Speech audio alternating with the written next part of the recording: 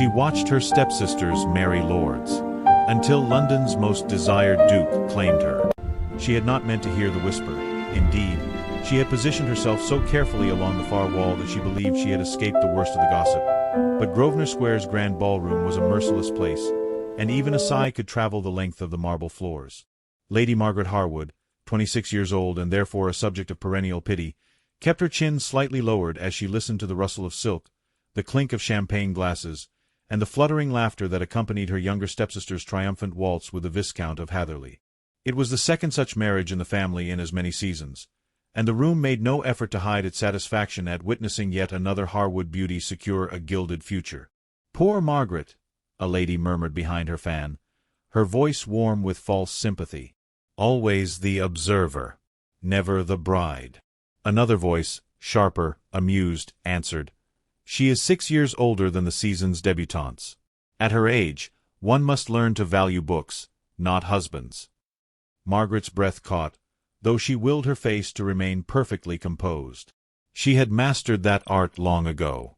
If she allowed their words to pierce her, they would see it. If they saw it, they would savor it. So she folded her gloved hands before her, eyes drifting toward the chandeliers, whose candlelight shimmered like captured stars. It was easier to watch the glow than to watch her stepsisters being spun, admired, and claimed by men who had never once looked at her with interest. She was neither homely nor ill-mannered. Her fault, if a fault it could be called, lay in her quietness, her unwillingness to chatter or flirt, and the simple truth that she had not come of age during the most advantageous moment for marriage. Other women her age were matrons now. She was a wallflower, and society had long ago assigned her that permanent role. Her stepmother approached with the briskness of a general surveying troops. "Straighten your posture, Margaret," she whispered. "At least pretend to be presentable. Lord Farnham might still need a hostess some day." Margaret forced a polite nod, though she suspected Lord Farnham had never given her a second thought. Lady Harwood swept away, leaving behind the faint scent of rosewater and a trail of expectations that Margaret had tried and failed to fulfill for years. The orchestra shifted into a brighter melody, the kind that invited flirtation and fresh scandal. The ballroom responded in kind, bodies swirling, jewels flashing, laughter carried like petals on a breeze. Margaret's gaze drifted toward the tall windows framing the night. The cold glow of London's moonlit fog seemed far more honest than the artifice within the room. Yet even as she tried to quiet her mind, another ripple spread through the crowd, an unmistakable change in air, like the sudden intake of breath before a storm. Heads turned. Fans lifted. A rush of whispered excitement fluttered across the mezzanine and down the staircase. "The Duke of Ashbury has arrived." Margaret felt the words rather than merely heard them. She had known of him, as all of London did. Henry Ashbury, the 32-year-old widowed duke whose sombre restraint had made him the subject of relentless fascination. He rarely attended balls, and when he did, his aloof demeanor only heightened the hunger of ambitious mothers and hopeful daughters. He was not merely wealthy. He was admired, mysterious, and entirely unattainable. A tall figure in midnight blue entered the ballroom. The candlelight played upon the sharp lines of his profile, the stern expression that seemed carved from an older, nobler age. His presence narrowed the world. Even the orchestra hesitated before recovering its rhythm. He descended the final step and surveyed the room with a level gaze. Margaret watched him with the same detached interest she afforded all such spectacles. She did not expect to draw his attention. The Duke was a man orbiting an entirely different constellation of wealth, beauty, and political power. Still, when his eyes passed across the ballroom, a hush fell over the swirling couples. Debutantes straightened their shoulders. Matrimonial mothers nudged their daughters. Even her stepsisters, radiant and draped in silk, subtly adjusted their gowns. But then something wholly inexplicable occurred. His gaze drifted past the sea of hopeful faces and paused, truly paused, on Margaret. It was not a glance of curiosity, nor the polite inspection of a man surveying the room. It was stillness. Recognition.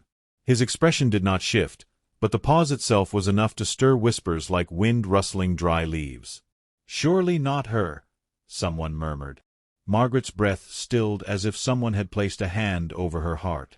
She looked away first, lowering her gaze to her gloves as though the seams of the stitching were suddenly of great importance. Her cheeks warmed. She forced herself to remain still, to pretend she had not noticed anything at all. The Duke moved through the crowd with measured steps, acknowledged by nearly every guest. Wherever he passed, conversations faltered. Young women watched him with unabashed longing. But Margaret remained rooted to her place, repeating silently, "He saw no one. Not truly. Certainly not me." Yet the strangeness of the moment lingered. She glanced up once more. He was closer than she expected. Far closer, speaking to Lord Pembroke, his dark hair catching the light of the chandelier. Margaret stiffened.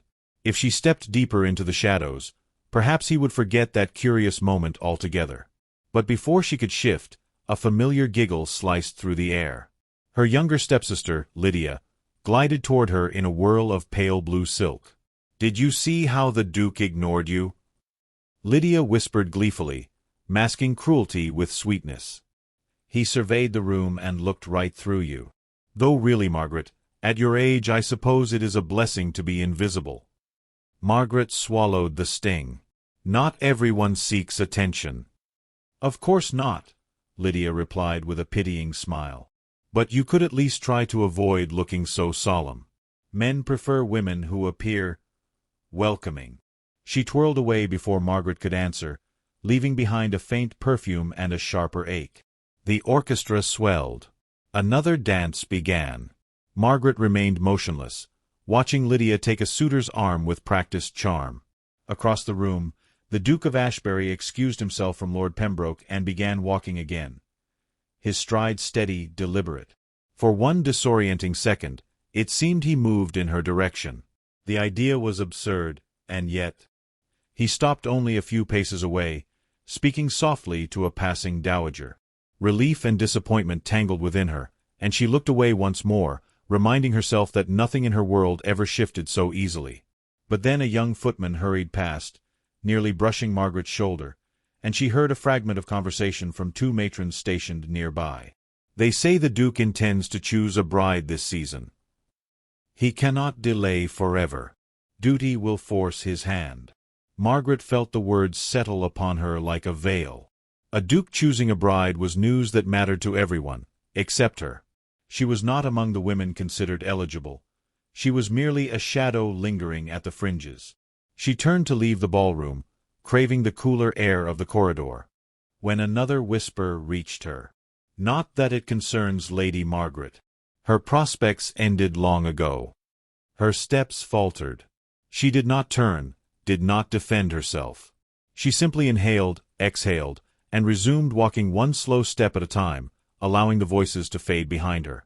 But just before she slipped into the hallway's quieter dimness, she felt it, a sensation like a shift in the air, like someone's attention brushing against her back. She looked over her shoulder. The Duke stood across the ballroom, his expression unreadable, his gaze fixed sharply, unmistakably, on her. The music, the laughter, the dancing, everything seemed to soften into a distant hum. For a single suspended breath, it was as though the entire ballroom existed only as a frame around the look they exchanged. Then the moment snapped. A lady approached the Duke with a hopeful curtsy, blocking their line of sight. Margaret tore her gaze away before she could lose her composure entirely. She stepped out into the corridor, her heartbeat unsteady, her mind rebelling against any interpretation of the moment that might wound her later. She did not know what the look meant. She did not dare imagine anything at all. But as she descended the staircase, the documentary voice of fate seemed to whisper the truth she was not yet ready to accept. The season had shifted. Something had begun. The morning after the ball arrived with a pale London sun and a household alive with triumphant chatter. Margaret sat quietly at the breakfast table, stirring her tea without conviction while her stepsisters fluttered about like jeweled birds recounting every glance, bow, and compliment they had received. Their voices rose and fell in dramatic crescendos, but Margaret listened only distantly, as though hearing them through a thin wall of fog.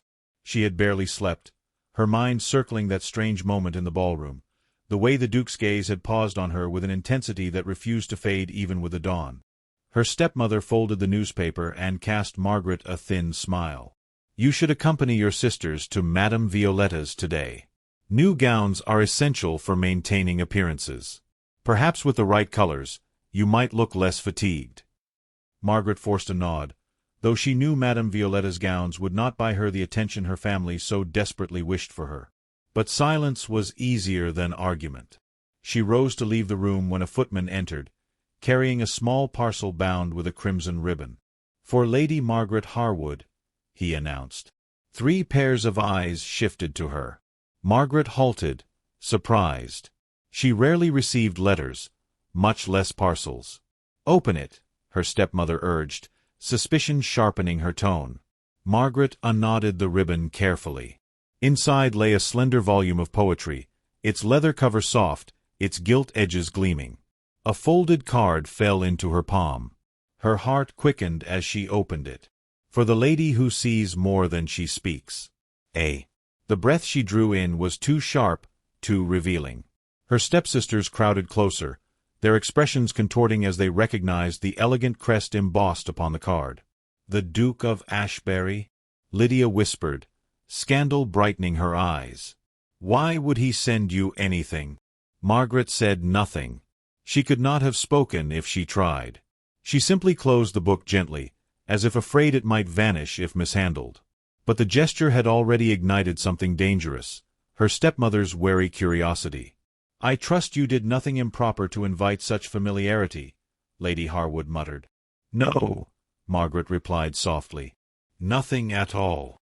That, of course, was the truth. She had done nothing, yet something had happened all the same. The day unfolded with an uneasy sense of expectation. Before Margaret could settle the matter of the mysterious gift in her heart, her stepmother swept her and her sisters off to Violetta's. Whispered gossip followed them through every shop, every hallway.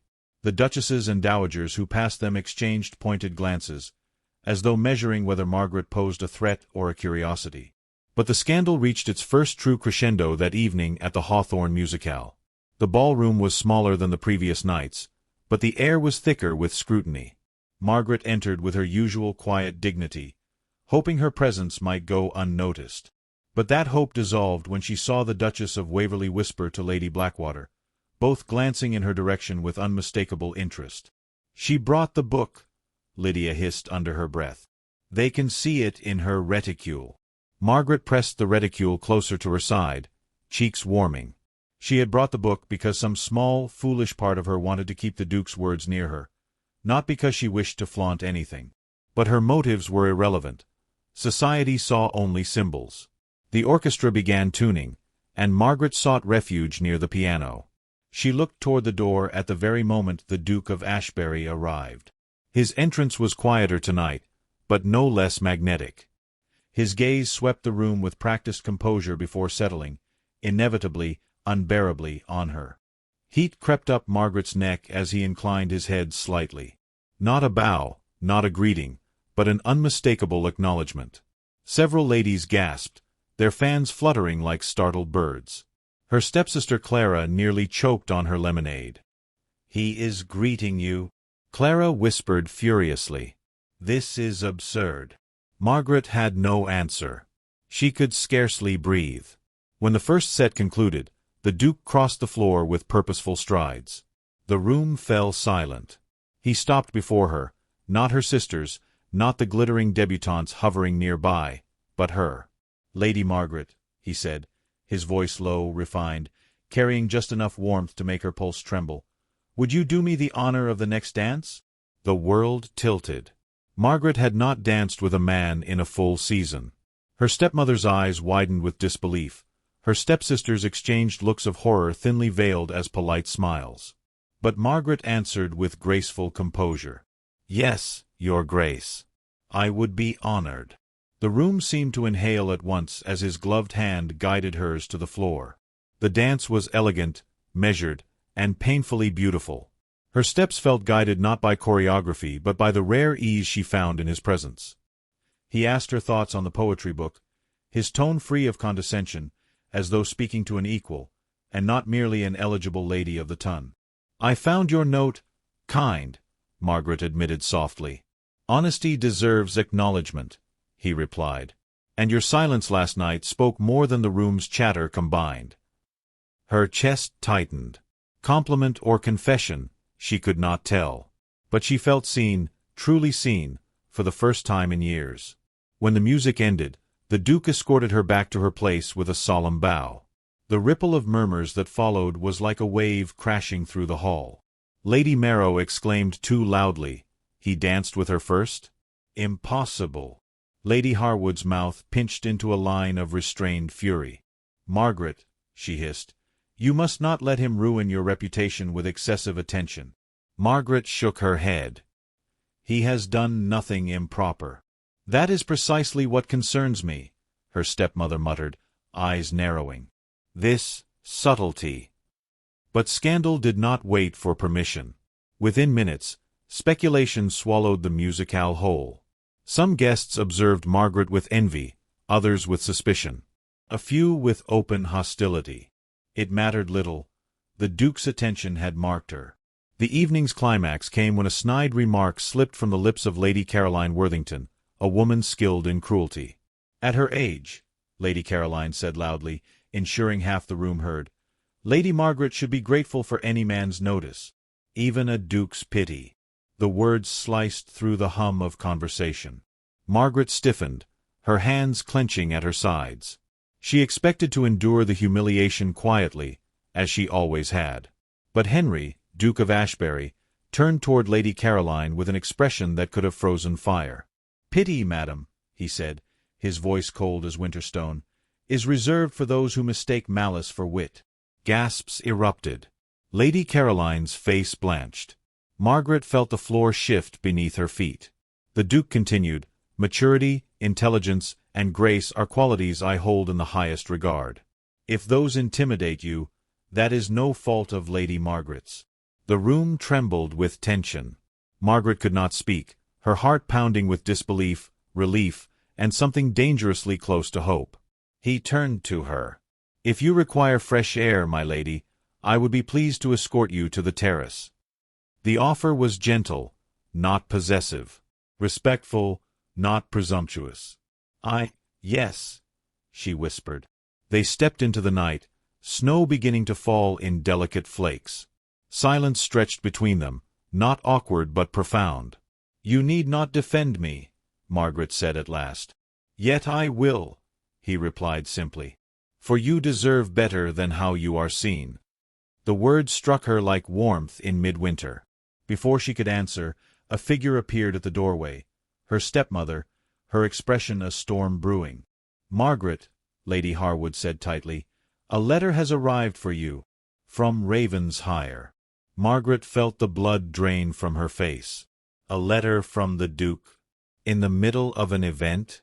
She took a step toward her stepmother, but Henry's voice stopped her. "Read it when you are alone," he murmured. "It concerns something I could not say here." Another shock. Another ripple of change in the night. Margaret clutched the sealed envelope, her heart trembling with fear and longing. She did not yet know that this letter would tilt the axis of her life. But as she stepped back inside the ballroom, she felt it in her bones. The season had shifted once more, and scandal had only just begun. Margaret did not open the letter until long after the musicale ended, long after the Duke of Ashbury had taken his leave with a parting glance that unsettled her more than any spoken word could have. She waited until her sisters were asleep and her stepmother's footsteps had faded upstairs. Only then did she sit beside the dimming hearth, the envelope trembling slightly between her fingers. The seal bore his crest, stark, elegant, impossible to ignore. She broke it with a quiet exhale. "Lady Margaret, I request a moment of your company tomorrow morning in the winter gardens of Cavendish Square.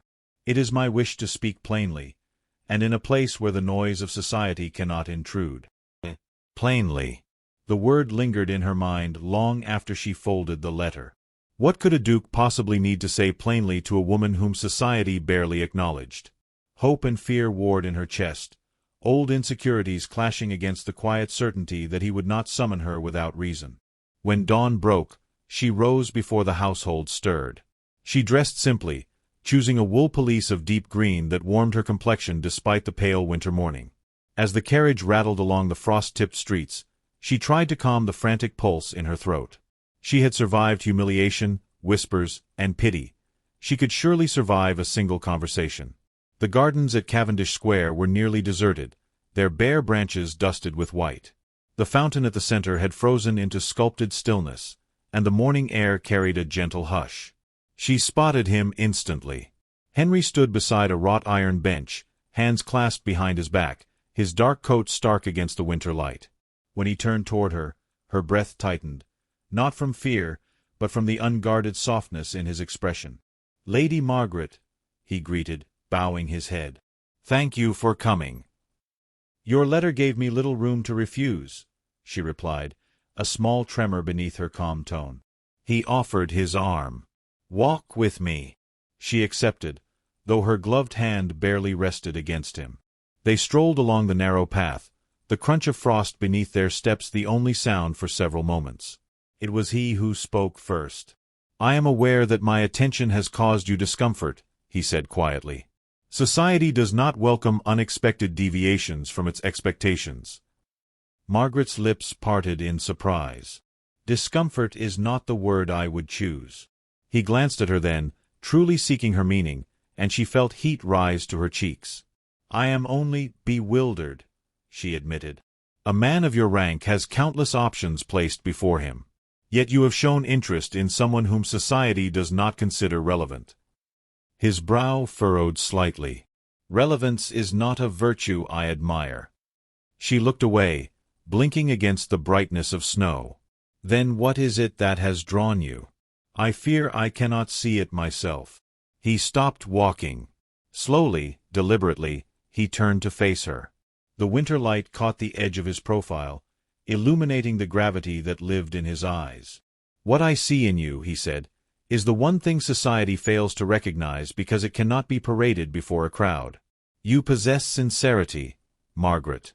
A sincerity that stands out like a lantern in a world obsessed with its own reflection." Her breath hitched. Sincerity.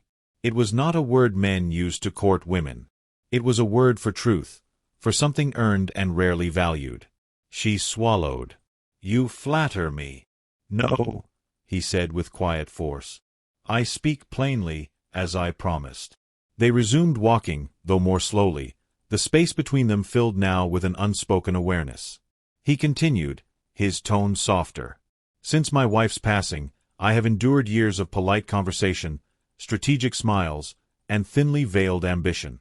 Every woman I met looked at me and saw a title. Except you." Margaret's steps faltered. "I did not see you at all." "And that," he replied, "was the first mercy I have received in a very long time." Silence enveloped them again, a profound, delicate silence. She felt both exposed and understood, a sensation so unfamiliar it unsettled her. After a moment he said, "Will you sit?" He gestured to a stone bench lightly powdered with snow. He brushed the surface with his glove before she could protest, clearing a small space for her. The gesture was so gentle, so unexpectedly thoughtful, that she found herself sitting before she fully meant to. He took a seat beside her, leaving a respectful distance, though she could feel the warmth radiating through his coat. "I fear," he began, "that I have caused you trouble with my defense last night." Margaret shook her head. "You defended truth. I cannot fault you for that." "Truth often invites resentment," he countered. "I have lived with resentment for years," she said softly. "From my stepmother, from those who believe I should have been married long ago, from society that counts a woman's worth in years rather than character. Your defense did not worsen anything. If anything, it reminded me I am not entirely invisible." He turned to her. Something like pain crossing his features. "Invisible? You?" She looked down at her gloves. "It is easier to be overlooked than to be mocked." He was silent for a long moment, studying her. When he spoke again, his voice had changed, lower, more intimate. "I notice you, Margaret.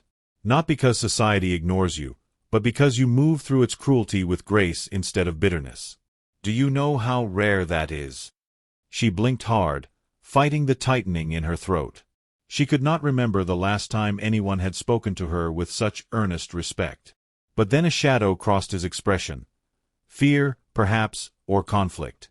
"There is something else," he confessed. "Something I hesitate to say." Her pulse quickened. "What is it?" "Your name has been on the tongues of half of London this morning," he said gravely. "Some are amused, others threatened. A few, determined." "Determined," she echoed, "to ensure I am steered toward more suitable brides." The iciness of that truth settled heavily between them. She straightened her spine, trying to preserve her dignity. "Then you must not let my presence complicate your future," she said gently. "I would not wish to hinder your duty." He leaned forward, his voice barely above a whisper. "My duty has suffocated me for years. Do not speak of it as though it were my guide." Her heart swayed dangerously. She could not allow feeling to outrun reason. "You know what the ton expects," she reminded. "They will not welcome any deviation." "I am not governed by their welcomes," he replied. She swallowed. "But I am. My reputation cannot withstand false hope." He flinched, as though she had struck him. She regretted the words instantly, their honesty too sharp. He spoke slowly, each syllable deliberate. "I do not offer false hope." A gust of wind swept through the garden, stirring the bare branches. She felt the cold, but beneath it burned something far more potent. He reached into his coat and withdrew a second letter, unsealed. "Read this," he said. "Not now, when you are alone. It is my answer to the question you did not ask but deserve to know." She accepted it with trembling hands. They stood. For a moment, they faced one another in fragile stillness. "Margaret," he said, her name falling from his lips like a vow, "I do not look away because I cannot." She felt her breath fail her. He bowed, stepped back, and left her in the falling silence of the winter garden. She held the second letter pressed against her heart, knowing with terrifying certainty that whatever lay inside would alter the course of her season, and perhaps her life, forever. The letter lay in her hands for 3 hours before she found courage to open it. She sat at her bedroom window, watching snow drift across the garden like scattered lace, while voices below prepared for the season's final ball. Her heart beat with a restrained urgency she dared not name. Only when the sun dipped behind the rooftops did she finally break the seal and unfold the parchment. "Margaret, I do not seek a mere acquaintance with you. I do not seek amusement, nor distraction, nor a passing kindness. I seek something that has eluded me since the world deemed me desirable, the quiet truth of companionship. If you can forgive boldness, I confess this plainly. I cannot imagine returning to my life as it was before I noticed you. If society demands reasons, let them remain unsatisfied. I will not barter my intentions with whispers. If you wish me to stop, I shall. If you do not, meet me at the Montclair ball tonight. I will come to you. H. Her breath trembled. No one had ever spoken to her with such unadorned sincerity. No man had ever given her the power to refuse him, nor respected her enough to offer the chance. She pressed the letter to her chest, closing her eyes. She knew the world he lived in, the scrutiny he faced, the looming pressures of rank. And yet he had chosen transparency over strategy. Her fear whispered reasons to stay away, but her heart whispered one clear answer. She would go. The Montclair ball shimmered like a palace of firelight. Hundreds of candles blazed from crystal chandeliers, casting a golden glow across mirrored walls. Gowns swirled like petals, jewels winked from every corner, and the air buzzed with the anticipations of a season nearing its end.